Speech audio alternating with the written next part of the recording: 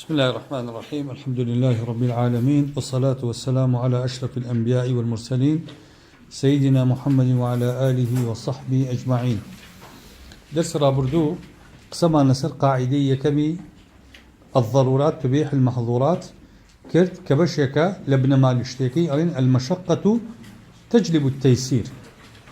أمرو بشتيوان مخواي قوردي نسر قاعدي دوم كبيوستبا المشقة تجلب التيسير أوش قاعدة الضرورات تقدر بقدرها. طبعا قالين الضرورات تبيح المحظورات أم عبارة الرهاية مطلقة واتا ببي أم قسيبة ضرورات همو حرام كان حلالكا تبيح المحظورات أم قاعدة يتير كوتي أكا تشيلي أكا برتسكي أكا توا قالين الضرورات تقدر بقدرها، يعني تبيح المحظورات ولكن بقدر دفع الضرورة، يعني حرام كان حلالك بقدر أو نيشي بقدر أو نيكا بيوستي إنسانك لا بچه. أما يكيش كيلو قاعدانيك بشوازي كتيرش تعبيري ليه كده قال ما جاز لعذر بطل بزواله. هرشتيك بو باساوك حلال بو بلاشوني باساوك حرام بيته، يا إذا زال المانع عاد الممنوع. أقر يقرأ كلاتشو قدغ كراوك أشتوا جي خوي كواتا امر رجع أدين بويكا لكاتي بيوستي إنسان سنودي حرام كان ببزينه بروات سنودي حرام تا أو كاتي كنا شاريكي لسر لا أشي بلقي قاعدة كاليشو ورمان قرتوا خاي بالوردقال القرآن كافرمه فمن يضطر غير باغ ولا عاد فلا إثم عليه. كواتا خاي بالوردقال باسي اضطرارك عليك الإنسان كان ناشاربو بلان بمرجع غير باغ ولا عاد، يعني خوي بو خوي بدستي خوي نخست بيت حالة ناشاريك وعمدا ولكاتي ناشاريكيشا سنوني ناشاريك تينا بريني بمدو قيدة خوافر فلا إثم عليه. قاعدة كي ترمان هيك عبيبة أصل بو أم قاعدة ألين الدوام كالابتداء واتابر دوام بونكو دس بيكردن وايا بويا كسيك كزياد لحالتي بيوست أكا وكو چي وايا وقوايا حل سرتاوة ببي بيوستي حرامي كردبه تو كبيوستيكت كوتاي هات باشا مفروض دز لحرامك هلقري اگر بردوام بوي لسر حرامك وقوايا حل سرتاوة حرام كردبه. اما قاعدة الدوام كالابتداء كواتا انسانك بيوستك او كاتيك ناچاريكي نامينه دز لحرامك هلقري. تطبيقات قاعدة كوكوشي بونمونا اما اگر کسیک دسی بسوته یا دسی بدینار به ریگه دین او بشه بپیچه پلاستری لیبا لزگی لیبا بلام تا کیو لزگی لیبا بو نمونه کسیک سری پنجی بریوه اگر تانی وی پنجی بپیچه دزنجکی دروست نیه مسیحکا بو که تو سری پنجو بریوه کواته تا جمگی یکمی پنجت بود هی ببستی پیوی یا تو پنجی یکت بریوه کاملا بچی همو لپی دسته بپیچی دوای بڵێ وەڵام من مەسحی لەپی دەستمەکەم شەرعی نییە. تۆ بەس ئەو شوێنە مەسحەکەی بۆت هەیە کە قەدەری ضەرورەتەکەیە چۆ بڕاوە چۆ شکاوە چۆ سوتاوە ئەو شوێنە ئەپێچی. زیاد لەو بپێچی حکمی ئیباحەکە نایگرێتەوە، یعنی حکمی ضەرورەت نایگرێتەوە. کەواتە کاتێک ئێمە ئەڵێن کەسێک قاچی ئەپێچێ دەسی ئەپێچێ لەقەدەر ئەو نەئەپێچێ کە پێویستەکە زیاد بپێچێ أبي أو شو أنا زيادة بشوا لكاتي دزنوجا لكاتي غسلة لقدري ضرورتك بيبيتشي لكاتي دزنوجا مسحي أكا فقط أو شو أنا مسحك بو چونك علي الضرورات تقدر بقدرها تو لقدر برينكت أبيتشي يابو نمونا كسيك آوي دزنكوتو تيمومي كردوا كتيمومي كرد تا أو كاتب تيموم دزنوجا كآوي دسكوي چونك ضرورة تيموم كابونيوجا كاني كآوي دسكوت تيمومكي بطالة بيتو مفروض دزنوج بقري نوجكاني بآو بكا بدزنوج بكا لموضوع يابو نمونا كسيك ناتواني نوجكي بطاوتي ببيو بكا بلام اتواني لكاتيكا كالي الله أكبر نوجكي دا أبستي ببيو بوسته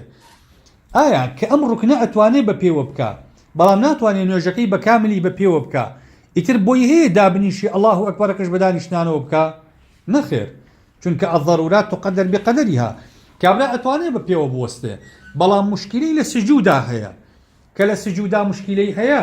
ئەڵین هەر نوێژەکە بە کاملی بەدانیشتانەوە بکە نەخێر ئەڵین بەس سەرێ ئەو شوێنانی کە پێویستەکە سەر نەخەیتە زەوی بۆ نمونە زەختی چاوی هەیە بۆ نمونە عەدەسەی داناوە دکتۆر پێڵێ ئەمە نابێ سەری شۆڕکاتەوە ئەم کەسە تەنها ئەو ڕوکنانە سەر شۆڕ ناکاتەوە کە پێویستی پێێت یەکنا ئەوانەی کە پێویستە بە پێوە بوەستێ مەفروض زەوەکو خۆی نوێژەکەی بکە کەواتە کاتێکەڵین کەسێک بۆی هەیە لەم حاڵەتانەیە ئەوەی کە پێویستی پێی وەک خۆی مێنێتەوە ئەوەی کە پێویستی پێیەتی حکومەکەی بۆ ئاسانەکەی بەس لە حاڵەتی پێویستەکەیە یا بۆ نمونە ئافرەتێک ئەگەر لە عیدەی مردنی مێردەکەیە بێ ئەم ئافرەتە مەسەلەی خۆڕازاندنەوە و مەسەلەی خۆ جوانکردن و ئەمانە دروست نییە بیکە بەڵام بۆ حاڵەتی ناچاری بۆ نمونە چاوی ئەگەر چاوێشەیەکی هەبێ بڵێن چاوڕشتن عیلاجی ئەکا کل عیلاجی ئەو چاوێشەیە ئەکا بۆی هەیە کلکاتە چاوی یا بۆ نمونە نەخۆش بێ بۆی هەیە لە ماڵ بڕواتە دەرەوە سەردانی دکتۆر بکە پێویستیەکی هەبێ بۆی هەیە بڕواتە دەرەوە ئەمە پێی ناوترێ پێویستی چوونە دەرەوەیەکی ناپێویست ئەمانە چوونە دەرەوەی پێویستن با لە عیدەی وفاتی مێردەکەی شابێ شەرع ڕێگەی پێ ئەدا ئەم حاڵەتانە بەکار بێنێ خاڵێکی تر کا لەسەرم قاعیدەیە دکتۆرێکە نەخۆشە بینێ ئێمە وتومانە دکتۆر مەحرەمە بەڵام کە دکتۆر مەحرەمە لە حەدی چەند مەحرەمە بەس لە حەدی ضرورەیە مەحرەمە شایەت ئێمە ئەڵین ڕێگەی پێ ئەدەین بۆ ناسینەوەی لە دادگا سەیری لایەنەکانی گرێبەستەکە یا سەیری لایەنەکانی دەعواکە بکە شایەتەکە بەڵام تا چەند سەیریکە تا ئەونەی ئەیناسێتەوە لێزەر و سۆنەری بۆ نەکا بە چاوی تێ ببڕێ چاوی لەسەر لانە با بڵێ وەڵای من شایەتم با جوان سەیریکەم با بە جوان سەیری مەکە ئێستا ئەم بینینی کە بینی و تا ئەیناسیتەوە ئەرە وەڵای ئیناسیتەوە ئیتر تەواو چاوی لەسەر هەڵگرا لەبەرەوە شەریع ڕێگە ئەدا بۆ ئەم حاڵەتانە بەڵام ئیسرافی تیانەکە ئینسانەکە ئێم برادێکمان هەبوو ئەمان و ئەو حەدیسەی بازەکەجا پیاوێکی متدەین بوو بەس بە سوحبەت باسێ کرد ئەوی کە پێغەمبەری خوا فەرمێ صلی الله عليه وسلم لا تتبعي النظرة النظرة ئەی بەخوا من قەت شتی وام نەکردومانەوە ئەی چیەکە ئەی من کە سەیرێکەمە چاوی لەسەر هەڵناگرم ڕاستە ولا تتبعي النظرة النظرەی نەکردو هەر نەزەرەکەی مستەدیم و مستەمر نەزەری کردووە یا بۆ نمونە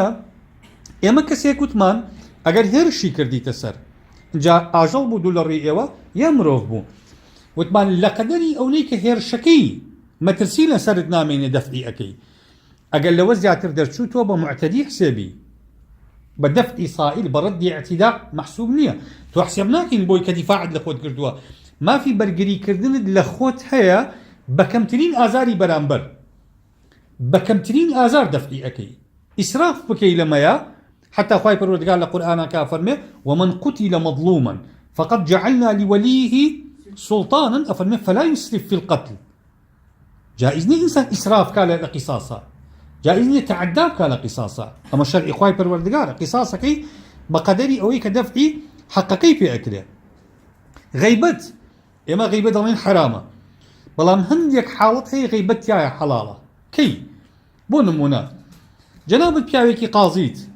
من ديم سكالاي حالي خو متلاعكم ألم كاكا باريكم داو بفلانكس ئەم پیاوە پارەکە ناگەڕێتەوە بۆم هەیە بای ئەوەندە باست بکەم کە قەناعەت بە قازی بکەم حەقەکەم بۆ بگەڕێتەوە کە حەق بێ قسەکان درۆ نەبێ بۆت هەڵ نەبەستم دەڵێم کاکە ئەم پیاوە بەشایەت بە بەڵگە پارەی هەیە و حەقەکەی من ناگەڕێتەوە بۆم هەیە باست بکەم داوای ئافرەتێکت کردووە کابرا دێ بۆ لای من لێ مەپرسێ ئەڵێ ئەم پیاوە پیاوێکی چۆنە پێغەمبەری خوا صلی الله عليه وسلم فەرمووی المستشار مؤتمن کەسێک کە ڕاوێژی پێ ئەکرێ ئەبێ ئەمین بێ ئەو کاتە من بۆم هەیە باست کەم بڵێم کاکە ئەم پیاوە پیاوێکی ڕەزیلە ئەم پیاوە پیاوێکی وایە چونکە لە حەدیثەکەی سەحابیەکە کە هاتە لای پێغەمبەر صلی الله عليه وسلم فەرمووی معاویە و فلان سەحابی داوا مەکەن پێغەمبەری خوا صلی الله عليه وسلم فەرمووی ئەما معاویە فصعلوك لا مال له وأما فلان فەرمووی فلا يضع العصا عن عاتقه ئێخۆمە پێغەمبەرە غیبەت ناکە بەس کە ئەو پرسیاری لێ ئەکا پێغەمبەری خوا صلی الله عليه وسلم بەیانی حاڵی ئەم دوو سەحابیە بۆ ئەم دوو ئافرەتە ئەکا بۆ ئەوەی خۆی اختیار بکا بۆی کە شوو بە کامیانەکە کاتەمانە بە غیبەت حسێب نین تەظەلومکردن یا بۆ نمونە کەسێک تۆ ئەزانی خەڵک فریوەدا دەستی خەڵکە بڕێ ئەگەر خەڵکی لێ ئاگادار بکەیتەوە بۆ ئەوەی دەستی خەڵک نەبڕێ بە غیبەت لە قەڵەم نادرێ بەڵام لەمانە زیاتر نەترازێ یعنی حەظی نەفسی تێ نەکەوێ مۆزوعەکە تۆ ئەچی کابرا ئەکەی بە پەڕۆی بێنوێش ئەنجاڵی وەڵایی پێویست بوو غیبەتیکەم بۆچی پێویست بوو غیبەتیکەی ئەم کەسەی غیبەتت لا کرد گومانی ئەوەت هەبوو حەقەکەت بۆ بگەڕێتەوە ئەگەر وایە و قازیە و یا پیاوێکە وەجاهەتی هەیە و حەقەکەی بۆ ئەیگەڕایتەوە تۆ بۆ یەکوی غیبەتت کرد دروست بووە قسەکانت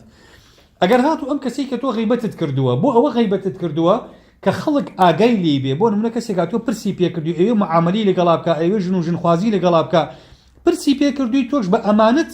عیبەکانی ئەم پیاوەت گوتووە بەبێ ئیسراف بەبێ ئەوەی حەدی ضرورەت تەجاوز بکەی ئەمە غیبەتت نەکردووە لەمانە بترازێ ئەچێتە حاڵەتی ئەو غیبەتەوە کە عولەما ئەفەرمونیکێکە لە کەبائر یا بۆ نمونە ڕاگرتنی لەگەڵ ڕێزما بۆ ئێوە ڕاگرتنی سەگ لە شەرعە بۆ هەندێک حاڵەت دروستە بۆ نمونە سەگی پاس سەگی ڕاو سەگی شوانی ئەم سەگانە دروستن بەڵام کابرایەک ڕانەمەڕێکی هەیە بە دوو سەگ پاسەکرێ ناکرێت گەڵە سەگی ڕابگرێ بڵێ وەڵام من شوانی سەگە ڕانەمەڕەکە من باشە ناکرێت بۆ نمونە کابرا سەگی جوانی دابنێ لە ماڵە لە ماڵەکەی بێت و بچێ بڵێ وەڵام ئەمە جاجار ئەژوەڕێ ئەگەر خەڵکی بێگانە ببینێ ئەمانە پێی ناوتێ سەگی پاس ئەسڵەن تا چەند ناچاری بەوەی سەگی پاست هەبێ ئایا بەغەیری سەگ ئەم وەسیلەیە وەسائلی ترمان نییە تۆ پاست بکە یا شوانیت بۆ بکە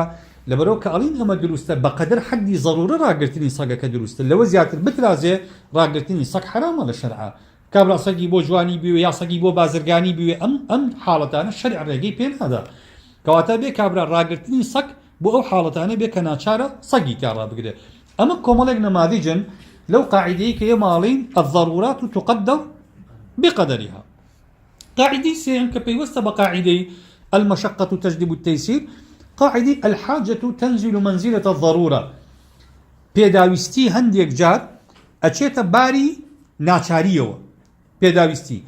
ئەم قاعدەیە ئاگاتان لێ بێ زۆرێک لە فقەها کەوتونەتە هەڵەوەتیایە بۆ هەندێک لە فقەها تعمیمی ئەکەن ئەڵێ الحاجة عامة كانت أو خاصة تنزل منزلة الضرورة وانية الحاجة العامة تنزل منزلة الضرورة الخاصة پێداویستی گشتی وەکو ناچاری تاکە کەسی و تایبەتی وایە کەواتە ئەم قاعدەیە تعمیمکردنی هەڵەیەکی زۆر خراپە و سنووری حرامەکان واڵا ئەکا بۆ خەڵک ئەگەر ئێمە بڵێ الحاجة عامة كانت أو خاصة تنزل منزلة الضرورة ئەو کاتە خەڵک هەموو حرامەکانی بۆ حەڵاڵە بێ بە ناوی شێوە بە ناوی پێداویستی ئێمە ئەڵێین حرام بۆ پێداویستی حەڵاڵ نابێ حرام بۆ ناچاری حەڵاڵە بێ بەڵام پێداویستی گشتی لەجێی ناچاری تاکە کەسی دا ئەندێ یعنی ئەگەر هەموو خەڵک ئیشی کەوتە شتەیەک پێویستیان پێی بوو وەک ناچاری کەسێک وایە بە حرام ئەوە قاعیدەکە صحیحە ئەگینا بەو شێوازە بەرفراوانی کاندێک لە فقها تعبیری لێ ئەکەن دروست نییە ئەم قاعدەیەش بەشێکە لە مرونەت تەسهیلاتی شەریعەی ئیسلامی بۆی ئێمە بزانین ئەم دینەی ئێمە چەند ئاسانکاری ئەکا یعنی هەر بە ضروراتەوە نەوەستاوە لە ضروراتە کار ئاسانی بۆ خەڵک بکە لە ضروراتە کار ئاسانی بۆ تاکەکانەکە بەڵام بۆ کوی کۆمەڵگا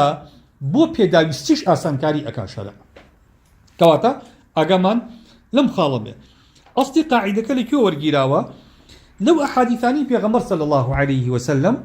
بۆ نمونە ئێمە شتێکمانەیە لە شەرع پێ ئەڵێن بەیعی عاریە بەیعی عاریە چییە ئەوەی کە پێی ئەوتی العراایە کاتی خۆی ئەصحابی پێغەمبەر صلی الله عليه وسلم زۆریان هەژار بوون فەقیر بوون ئەم سەحابانە ئەهاتن پارەیان نەبوو خورما بکڕن خەڵک خێری پێ ئەکردن خورمای ئەدانێ کە خورمای ئەدانێ خەڵک بەخێر چیان ئەدانێ تەمریان ئەدانێ تەمر خورمای وشکە ڕوتەب خورمای تەڕە ئەمەیەکە شیرەکەی پێوەیە ئەم سەحابانە کە وەریانەگەر حتا ئەگەر ڕوتەبێکی زۆریان بە زەکات پێ بدانایە ڕوتەب نامێنێتەوە ئەترشێ تێگەچێ ئەچون وشکیانە کردەوە ئەیان کرد بە تەمر بە تەمری هەڵیانەگرت وەکو قوت وەکو چۆن ئێستا برنج قوتە وەکو چۆن مەسەلەن ساوەر یا بۆ نمونە گەنم قوتە ئەو خورمایشان وەکو قوت بۆ بژێوی ژیانی ماڵ و مناڵیاندا ئەنا ساڵ لەوانەیە بڵێن دەمان یانزە مانگ قوتیان تەمر بووە ساڵی داهاتوو کە خورما پێ ئەگەی ئێمە ساڵێک کە تەمر دەرخواردی ماڵ و مناڵەکەیانکەن ناو مناڵەکەیان حەزیان لە ڕوتەبە ئەو خورمایی تازە پێ ئەگا نۆبەرەکەی پاریشان پێ نییە ئەمان بیکڕن بەڵام تەمریان هەیە هەژارەکانی مەدینە هاتنە خزمەت پێغەمبەر صلی الله عليه وسلم سکاڵای ئەم حاڵی خۆیان کرد گوتیان ئێمە حەزمان لە ڕوتەبەکە پێ ئەگا پارەمان پێی نییە بەس تەمرمان هەیە ئیجازە ئەدەی ئێمە بە تەمر ڕوتەب بکڕین بە خورمای وشک خورما تەڕە تازە پێگەشتۆکە کە هێشووە بەسەردارەکەەوە بیکڕین طبعا خۆی ئەمە شەرعەن حرامە بۆ چونکە فرۆشتنی خورمایە بە جنسی خورما زیاد و کەم ئەکەن لە وەزنا وەزنی ڕوتەبەکان بەشێکی ئاوتیایە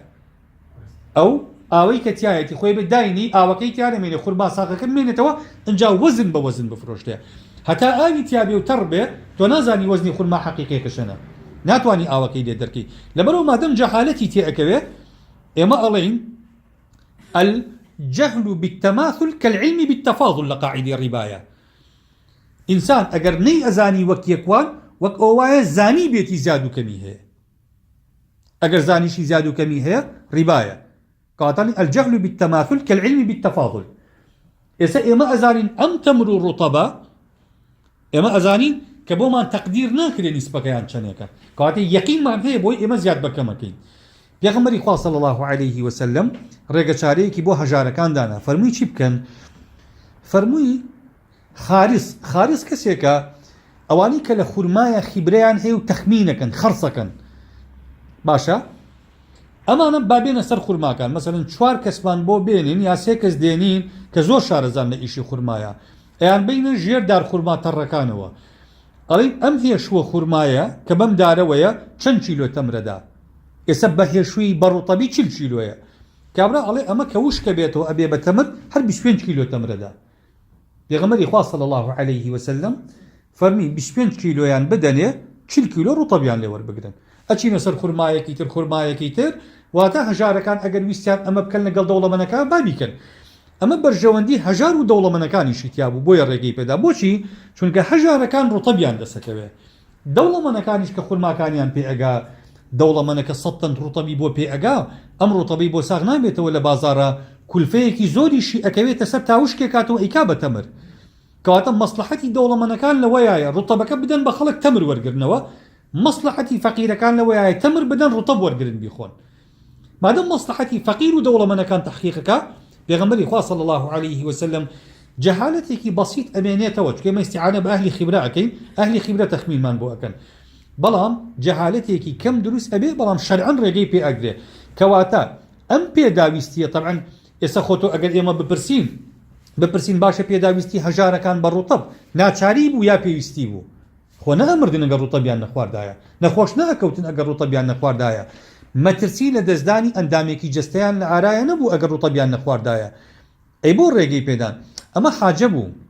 پێداویستی ناچاری نەبوو پێداویستی و بەس ئەم پێداویستیە گشتی بوو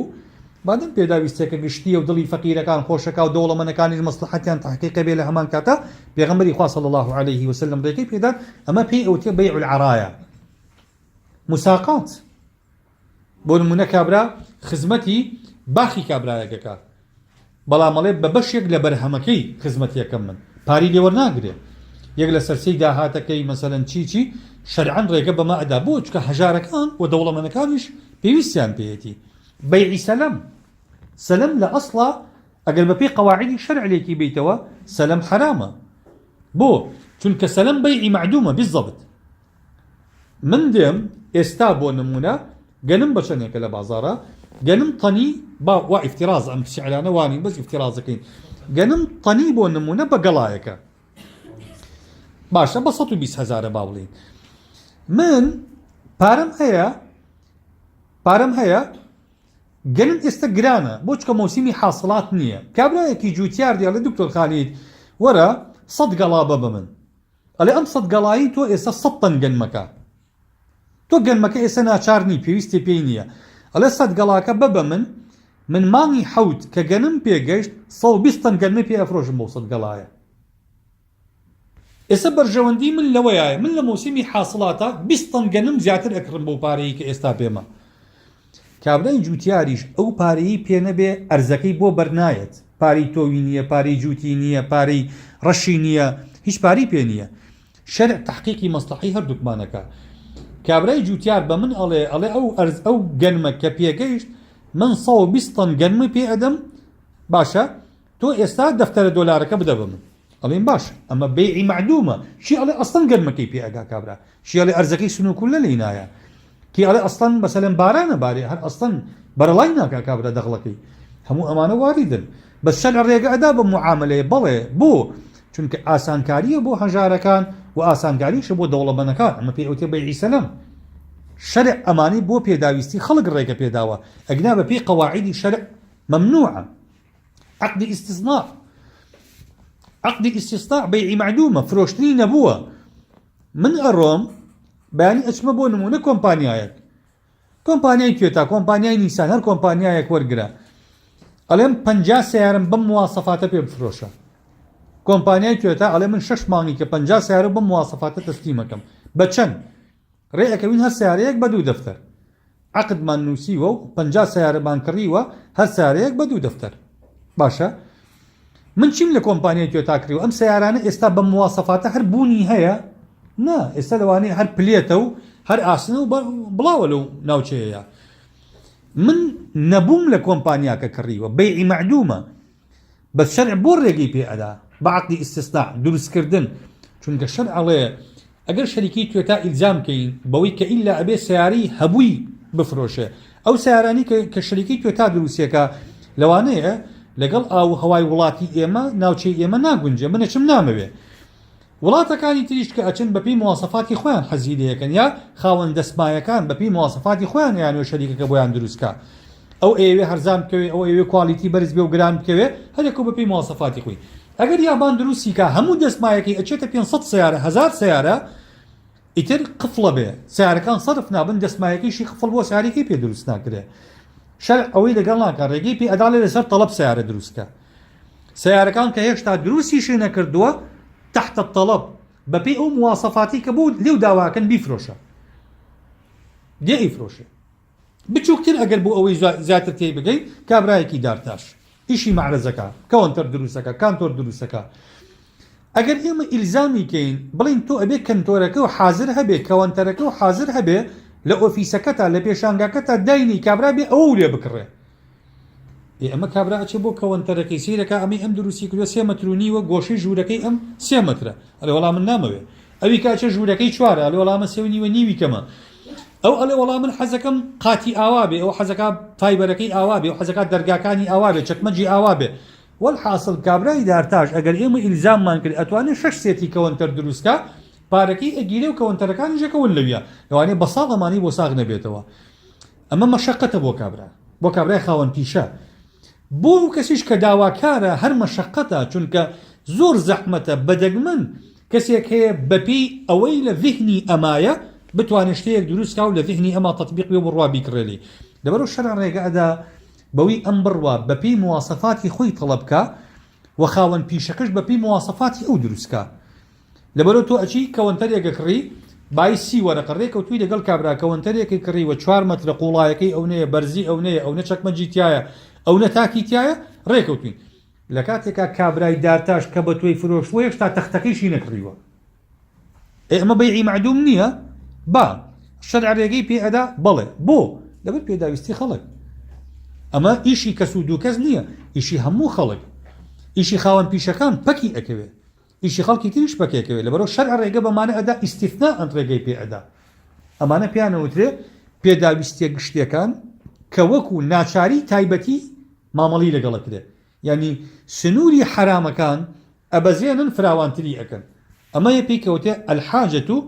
الحاجة العامة تنزل منزلة الضرورة الخاصة.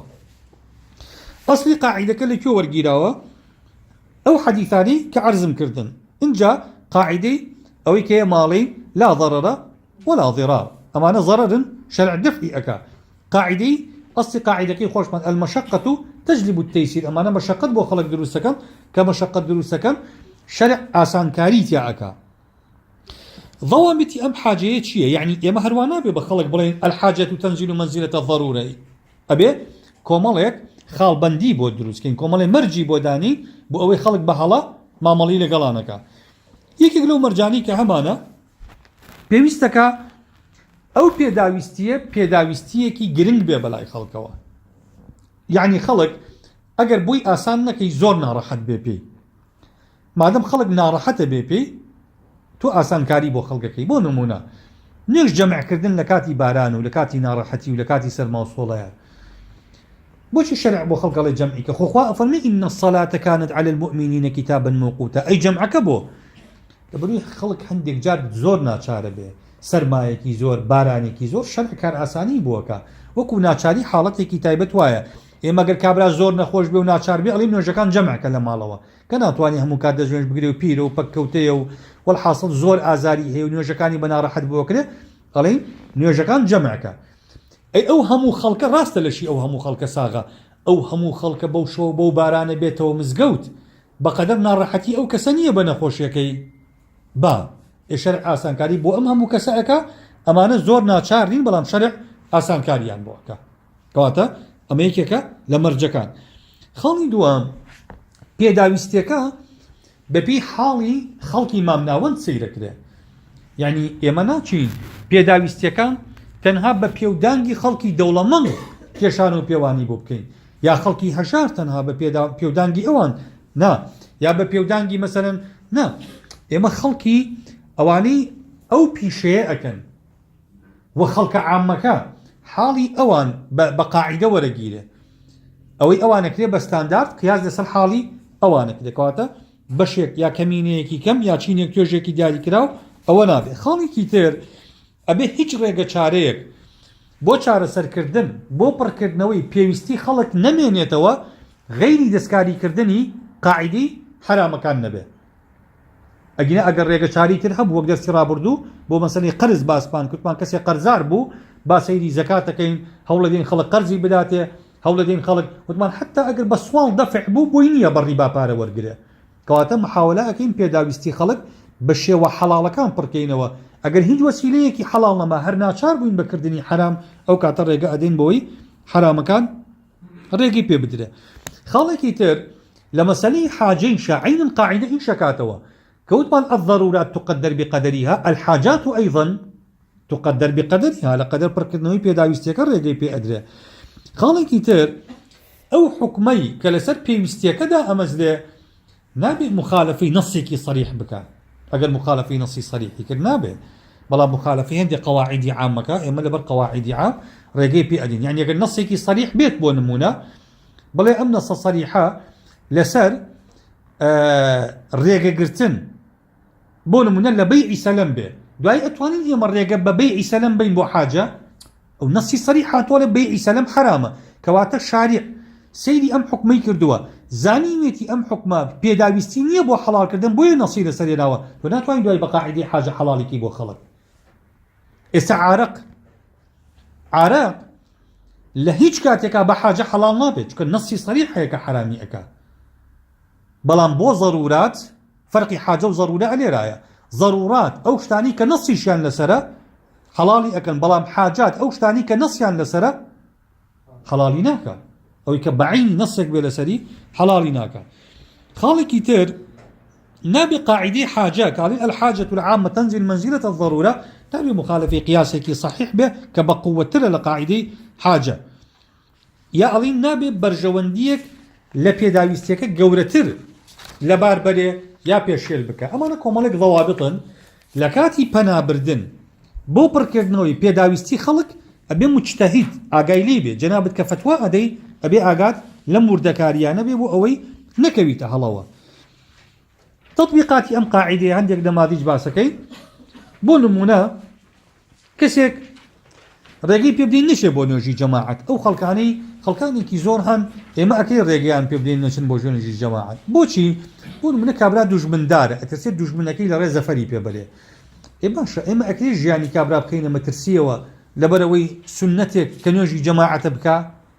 نا ژیانی ئەو گەورەترە لە شەرعە لە نوێژی جەماعەت کە سنەتە کاتە ڕێگەی پێ ئەدەین و ئەم حاڵەتە بۆ تاکە کەسیش نییە مەسەلەن ئەمە خەڵکێکی زۆر لەوانەیە ئەم حاڵەتەی هەبێ یا بۆ نمونە ئافرەت بە کرێگرتن بۆ شیر پێدان خۆی ئەسڵ لە قاعیدەی کرێیە ئیجارەیە کرێ بۆ سوودە نەک بۆ عین یعنی ئیجارە بۆ مەنافع نەک بۆ ئەعیان بە کرێگرتنی ئافرەت بۆ شیر پێدان شیرەکە ئیستیجاری منفعەنی عینە بۆ چکە شیرەکە یەکسەر مناڵەکە هەزمی ئەکە و ئەیفوتێنێ ئێستا تۆ دوکانێک دروستە بیدەی بکرێ بۆ چکە دوکانەکە دوای 100 ساڵ هەر دوکانەکەیە کەواتە ئیجارە لەسەر عین ناکرێت لەسەر منفعە ئەکرێ دروست نییە بۆ نمونە 4-6 کەبابم داناوە ئەڵێ وەرە بەکرێ ئەدەمێ بیخۆ کە خواردەی چی کرێکی لە شوایە ئەبێ پێو بفرۆشم کرێ ئەوەیە کە تۆ منفعەکەی ئەدەی بە کابرا خۆ ناکرێ بڵێم وەرە بەکرێ ئەدەمێ بۆ نیکە جا بۆنەکەی چ قیمەتی هەیە وەنیە کەواتە منفعە بەکرێ ئەگرێ ئێ باشە شیری ئافرەت کە ئافرەتێ بەکرێ ئەگرین شیرەدا بە مناڵێک خۆ شیرەکە ئیستیجاری عینە نەک منفعە چکە شیرەکە مناڵەکە یەکسەری خوا کوێی ئیجارەکەی ماوەتەوە ئەڵین بۆ حاجە ڕێگەمان پێداوە بۆ حاجە ڕێگەمان بۆ داوە کە بکرێت ئیستیسناع و ئەمانش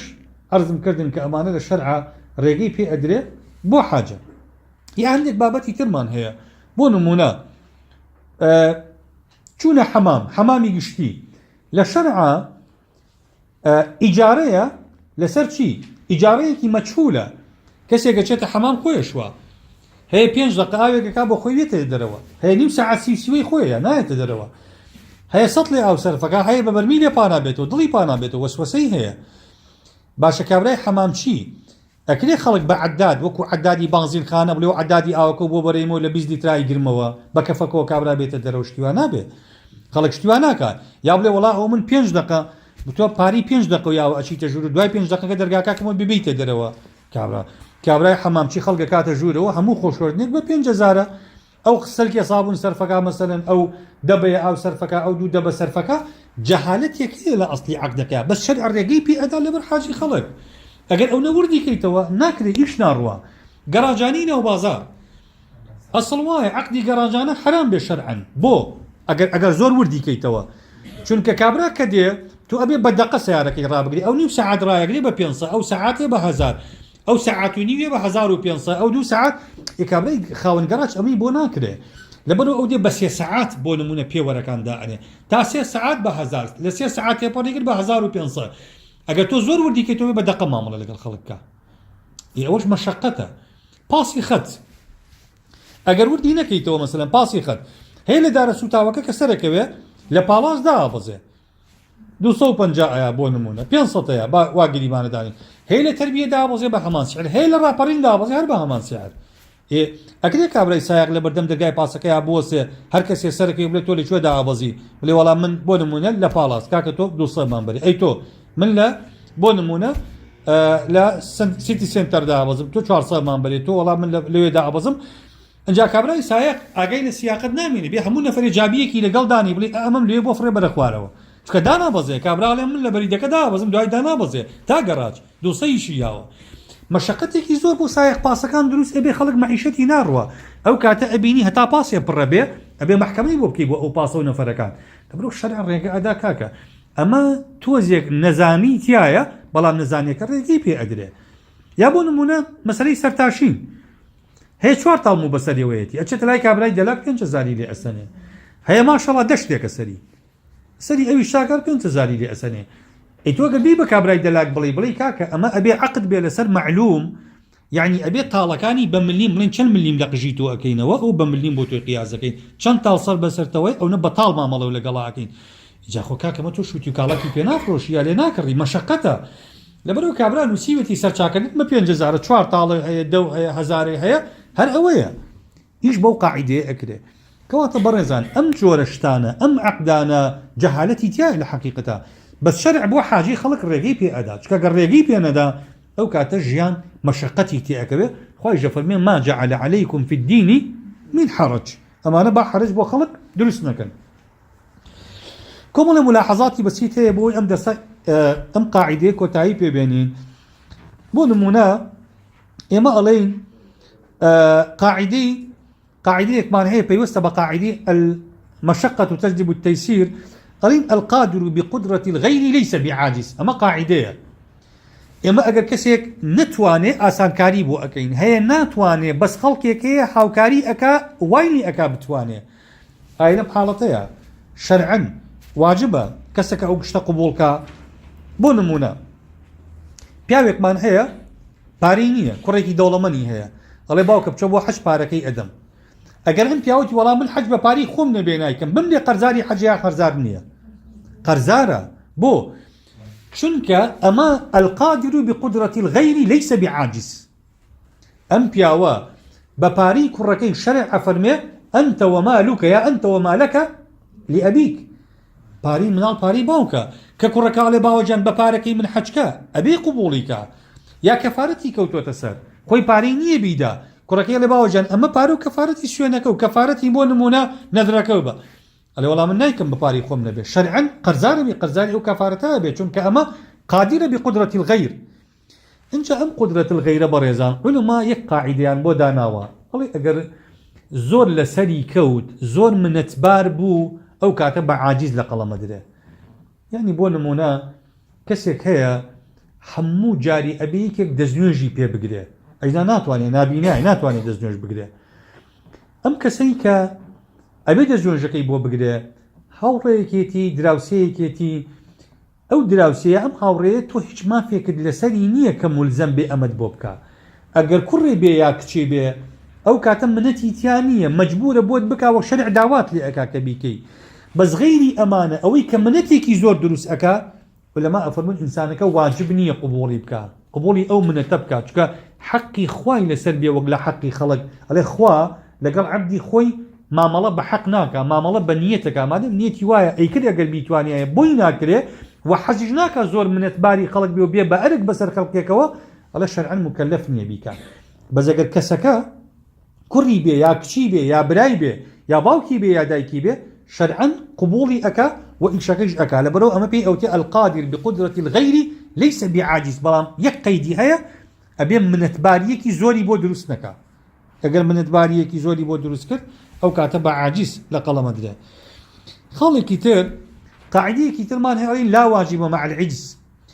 هيج واجب يقنيه لقل دسوساني لقل نتوانينا بس ليرا ام قاعدة توزق وردكاري ابي يكام لا واجب مع العجز اما ما في خلق ناقلته نهائيا نهائيا يعني من قرز خلق ملايا استاني ما بي موا بلا مولا طواو يعني من قرزك لسر من ما وجك لا واجب مع العجز ام قاعدة حقوقي خلق ناقلته ولا واجب مع العجز باشا كابرا كسيكي كشتو خيني كوتو تسر كابرا خاون خين داوي باري خيني كركيكا بلا والله لا واجب مع العجز من بارمني بيدم بخيني كابرا خينكي هجره اشتوانيه لبروا ما في خلق يابون من ضماني متلفات هلايا شوي اشتي خلقت تيك داوا زرر لخلق داوا دعمي سياري خلقت كردوا اما باريش نبي قرزاري كابراي بقرزاري امنيتو بشمري بقرزاري امري لا واجب مع العجز حقوقي خلق ناقلتو اي حقوقي اخواتا عشان يقريتو ولا حقوقي اخوايشا تفصيلي تيايا بو نمونه زكاة اگر ند بي واجب نابي كهد بو واجب بو ابي بيدي كند دا بقرزاري امري اگر دوايش نبو بوي كابرا دفترك دولاري هي ام صال موسمي زكاة دو ورقوني ابوايا با بزكاة $250 با بزكاة كم ترخمي كرت زكاة كينتا دواي دو ما افلاسي كرت نپاره ما نزكاة ما استا عاجزة لداني زكاتك واجبك سقوطك نخير چونك او كاتي واجبك تشوى استوي عاجز نبو مقتدر بو نيكرت نيدا كواتا مقصرة بعاجز لقلم نادرة بويا ابي او كحالتي واجبوني حكمك عاجز به كمقتدر بو لكاتي واجبوني حكمك يا عجزي دواي حكمك هل ناقره لكفاراته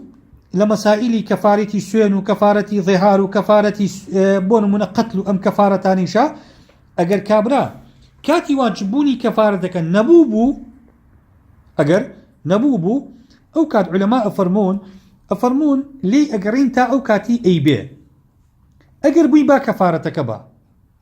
بس اقر هبوبو واجبه بي لسري كنيدا او ثابته لسري وكو زكاتك هنديكي شلنا اقر كاتي واجبوني كفارتك عاجز بو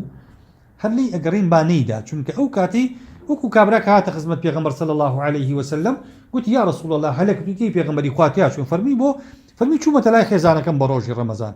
داي بيغمبري خوا صلى الله عليه وسلم كابرا حتى شي نبو بيغمبري خوا صلى الله عليه وسلم خوي شتي بوكو كردو داي بكابرا وقال فرمي برا كفارتك كدبا اي اگر كس خيري بينا كدايو كفارتك بوكو نبوايتوا